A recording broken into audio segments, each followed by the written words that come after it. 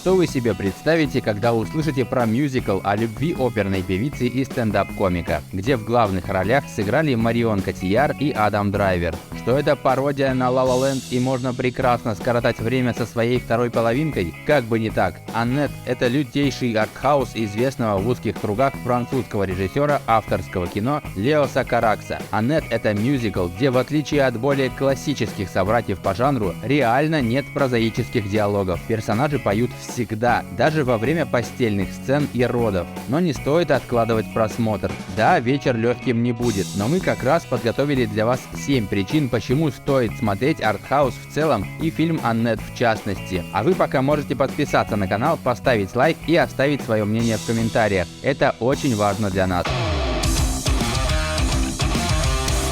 Причина номер 1 – знак качества. Давайте немного отойдем от мнения, что все кинокритики снобы, а киноакадемики ничего не понимают в кино и вручают различные награды только фильмам не для всех, чисто чтобы выпендриться. Возможно, это и так, а возможно, мы с вами упускаем большой пласт кинематографа, который может быть и не направлен на нас, но очень хорош. Раз его так высоко ценят дяди, которые смотрят фильмы каждый день. Артхаусное кино собирает пачками награды на всех кинофестивалях мира. Зрительскому кино такой успех у кинокритиков даже не снится. Для него это большая редкость. И то, если на фестиваль заедет Пак Чхан-ук или, например, Тарантино. Вот и Аннет в этом году взяла премию на Каннском фестивале за лучшую режиссуру, а это очень многого стоит. Может, и нам нужно раскошелиться своим временем и вниманием. Причина номер 2 – разрыв шаблонов.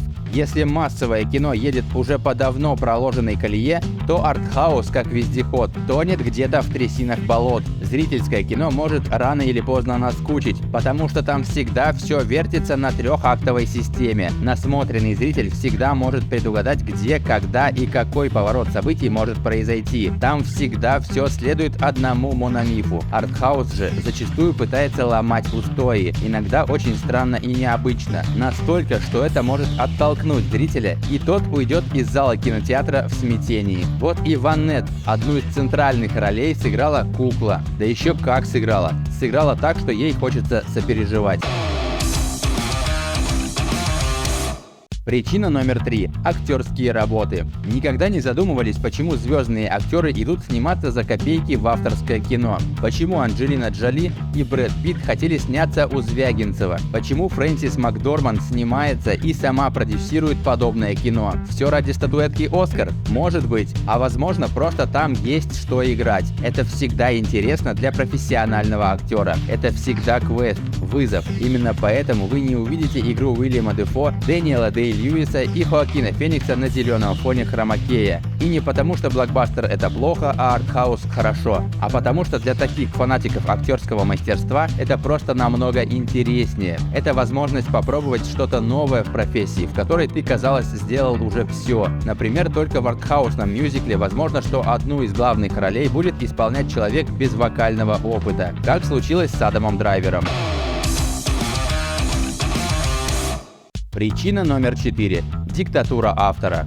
В массовом кино господствует диктатура зрителя. Именно он решает, какой фильм ему смотреть и голосует за него рублем. Продюсеры этому потворствуют, проводя тестовые просмотры и переснимая фильмы после негативных реакций на трейлеры. Поэтому Голливуд сейчас утопает в сиквелах, триквелах и ремейках, потому что зритель охотнее идет уже на что-то знакомое, чем на что-то новое и неизведанное. В артхаусе же властвует диктатура автора, одного человека. Автор и привносит в фильм что-то личное, что-то из собственного опыта, пережитое, переосмысленное и отрефлексированное. Аннет – фильм Леоса Каракса. В него он вместил свои переживания. Зная биографию режиссера, можно проследить параллели между ним и героем Адама Драйвера. А Марион Котийяр словно его жена Екатерина Голубева, и ее трагическая смерть также заложена в фильм. Поэтому перед просмотром лучше заглянуть в Википедию и не бойтесь спойлеров. В артхаусе они не важны. Артхаус – это всегда более интимное. Это как прелюдный сеанс у психотерапевта. Вы можете не разделять позицию, мировоззрение и принципы автора. Тогда вам просто не по пути. А можете проникнуться всем этим, и тогда вы испытаете настоящий катарсис. Причина номер 5. Личности. Этот пункт прямо вытекает из предыдущего. За авторскими фильмами всегда стоят личности. Да еще какие. Вы, может быть, не смотрели их работ, но точно слышали их имена. Феллини посвящает песни группа Сплин. У эксцентричного Ларса фон Триера с трепетом берет интервью Ксения Собчак. Роль Джима Джармуша была введена в одну из серий сериала «Кухня». А король видеоигр Хидео Кодзима хочет, чтобы его творение экранизировал Николас Рёфн. Каракс же известен тем, что его фильмы автобиографичны. В них он снимает своих женщин. И работает он очень неспешно. Не каждый режиссер может себе позволить снимать по одному фильму за десятилетие. Помимо Каракса, Аннет примечательна тем, что сценарий и музыку к фильму написала известная группа Sparks. Так что если фильм вам зайдет, то и альбом саундтреков вы себе в плейлист добавите. Причина номер 6.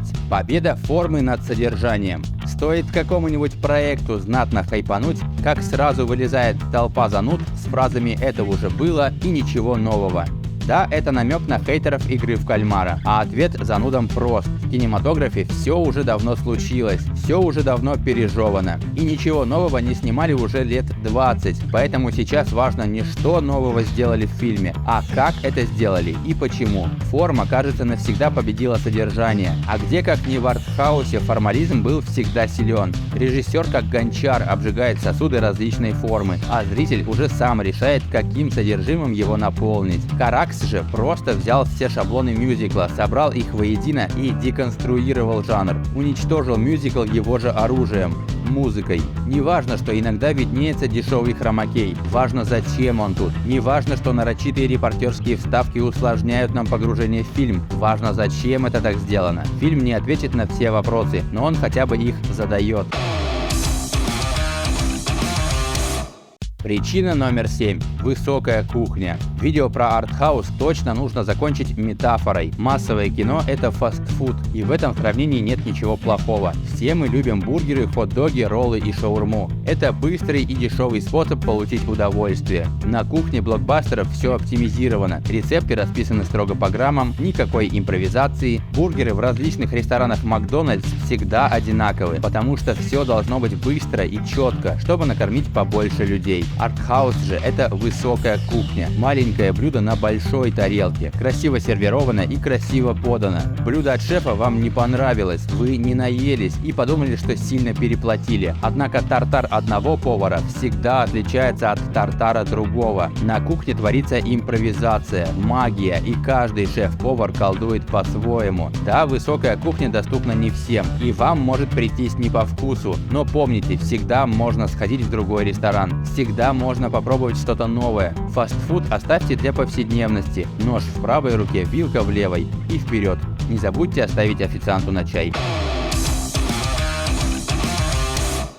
Если вы еще никогда не смотрели артхаус, попробуйте начать с Аннет. Сядьте и начните впитывать эту необычную мелодику без всяких ожиданий. Отстранитесь от предыдущего опыта просмотра фильмов, и тогда вам понравится с большей вероятностью. Ну а если вы уже смотрели, поделитесь мнением о фильме в комментариях. Всем хороших просмотров, особенно нам и Аннет.